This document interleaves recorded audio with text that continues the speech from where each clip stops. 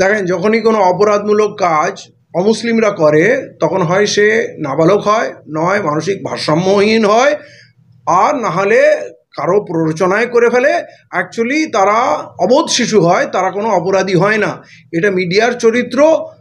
কোন দপ্তরটা আরএসএসের নিয়ন্ত্রণে নেই এখন সেটাই প্রশ্ন। আপনি যে বললেন না, স্কুলে দুটো ছেলে অস্ত্র নিয়ে পাওয়া গেছে, তাদের পদবি হচ্ছে ঘোষ। তো অস্ত্র তো নয়, শুধু আগ্নেয়াস্ত্র পাওয়া গেছে।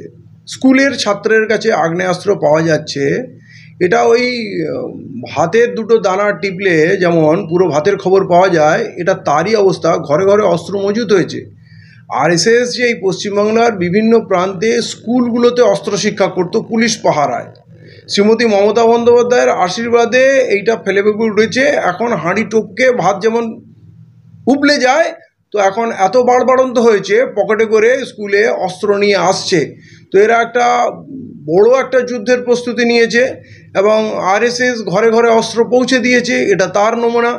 এই মুহূর্তে যদি চিরুনি তল্লাশি পুরো বাংলাব্যাপী না করা যায়, আর যদি শুধু মাদ্রাসা আর মুসলমানদের তকমা লাগানো যায়, কারণ আজ পর্যন্ত যত ধরা পড়ে, ছাত্র হোক আর যাই হোক, সবাই 5 বছর 10 বছর এমনকি 26 বছর পরেও নিরপরাধ প্রমাণিত হয়েছে, কাউ হয় না। তো এটা একটা পরিকল্পিত ছক, মুসলমানদের কোণঠাসা করা আর আরেকদিকে বাড়বাড়ন্ত করা হচ্ছে। এটা আরএসএসের এজেন্ডা।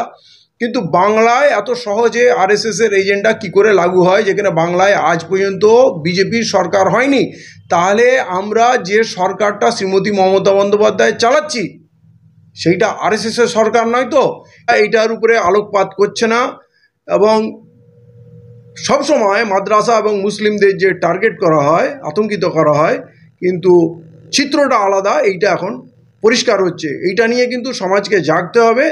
আর এইটা এমন নয় যে মুসলমানদের জাগতে হবে, বাংলার আপামর পুরো সমাজকে জাগতে হবে যে এই বাংলায় ছাত্ররা পকেটে করে অস্ত্র নিয়ে যাবে আর এদের মগজ ধোলাই করা হবে জাতিদাঙ্গার জন্য।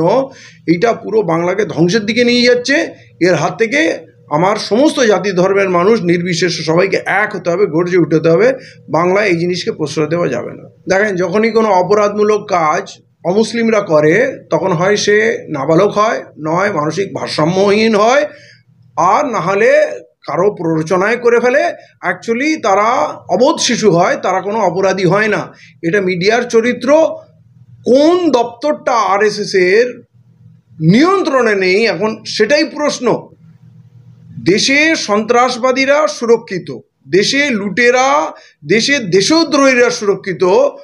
দেশ এক ভয়ঙ্কর জায়গায় পৌঁছে গেছে এবং মিডিয়া সবথেকে ভয়ঙ্কর নোংরা রূপটা মিডিয়ার আমরা দেখতে পাচ্ছি। কিছু ইউটিউবার, কিছু নিউজ পোর্টাল, কিছু ফেসবুক পোর্টাল, তারাই অ্যাকচুয়ালি কাউন্টার করছে এই আরএসএসের। এবং সমস্ত রাজনৈতিক দল আরএসএসের ব্যাপারে চুপ, যারা এই ভারতবর্ষটাকে একেবারে আগুনের মুখে দাঙ্গার মুখ ভেবে দিয়েছে। আমরা মণিপুরে যা ঘটনা দেখেছি এবং আরও অনেক জায়গা দেখেছি, এটা মনে হয় ট্রায়াল।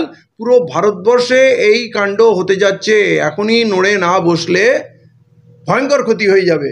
এবং মিডিয়া কখনোই, মিডিয়া সব কিছু এই কর্পোরেট ওয়াল দ্বারা নিয়ন্ত্রিত। যারা চায় ওরা লুটে লিপ্ত থাকবে আর মানুষকে দাঙ্গায় লিপ্ত রাখবে, এইটা হচ্ছে এদের ব্লুপ্রিন্ট। অতএব মিডিয়ার কাছ থেকে ভালো কিছু আশা করা যাচ্ছে না। রাজ্য সরকার তো প্রমোটার। আপনি দেখুন রাজ্য সরকারের স্ট্র্যাটেজি, পশ্চিমবাংলায় যত খুন হয়, রাজনৈতিক খুন হয়, হিংসা হয়, পুরো ভারতবর্ষে কোথাও হয় না, গুজরাটেও হয় না। আমি রিসেন্টলি উত্তরপ্রদেশে ছিলাম, অবাধে ঘুরেছি এবং হিন্দু মুসলমান সবার বাড়িতে গেছি, আপ্যায়িত হয়েছি। নাকি না লোকসভা কেন্দ্রে আমি প্রচারে ছিলাম। এখান থেকে বিহার, ইউপি অনেক উন্নত, সেখানে এত খুন হয় না রাজনীতির কারণে। কারণ যদি রাজনীতির যদি ঝান্ডাটা আর রাজনীতির যদি ক্ষমতাটা যদি ক্রিমিনালদের হাতেই তুলে দেওয়া হয়, ক্রিমিনালদের এমএলএ এমপি করা হয়, ক্রিমিনালদের নেতা করা হয়, ক্রিমিনালদের ব্লক সভাপতি করা হয়, তাহলে খুন হবে না তো কি হবে? পশ্চিমবাংলায় পুরো ক্রিমিনালদের, লুটেরাদের একটা রেজিমেন্ট, একটা সিন্ডিকেট তৈরি হয়েছে। এরা লুটে পুটে খাবে, কেউ কিছু বলবে না। কেউ কিছু বললেই মানে বিরোধীদের একটা ঝান্ডা লাগাতে দেবে না, বুথে বসতে দেবে না, বসে বসে বুথ ক্যাপচারিং করবে।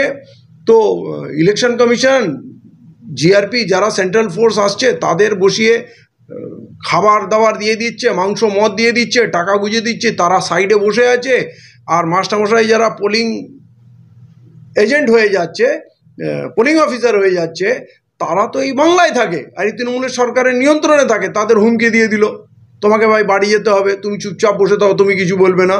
তো এই যে সিস্টেমটা আমার মনে হয় ভারতবর্ষে কোথাও নেই। পুরো পলিটিক্যাল সিস্টেমটাকে পুরো ক্রিমিনালরা হাইজ্যাক করেছে এবং টোটালটা ক্রিমিনালদের হাতে, এবং এই ক্রিমিনালদের বস হচ্ছেন শ্রীমতী মমতা বন্দ্যোপাধ্যায়। সুস্থ সবল মানুষ অধিকার চায়, আর ভিখারি ভিক্ষা চায়।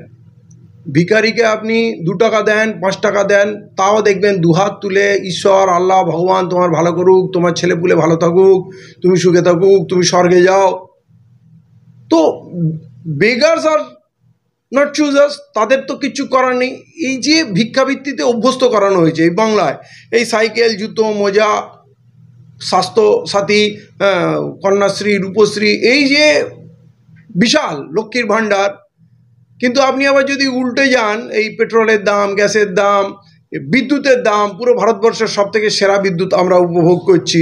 তো দিদি তো ওই টালিখোলার বাড়িতে নোট ছাপার নিশ্চয়ই মেশিন নেই, টাকাটা আমাদের ঘাড় মোটকে নেওয়া হয়, কষ্টটা হয়। এই বিদ্যুৎ যে আমরা ডাবল দাম হয়ে গেল, তো আমাদের ঘাড় মোটকে উনি দানছত্র করেছেন, কিন্তু প্রকৃত কোনো উন্নতি নেই। মানুষকে স্বাবলম্বী করা, শিক্ষিত করা, সুরক্ষা দেওয়া।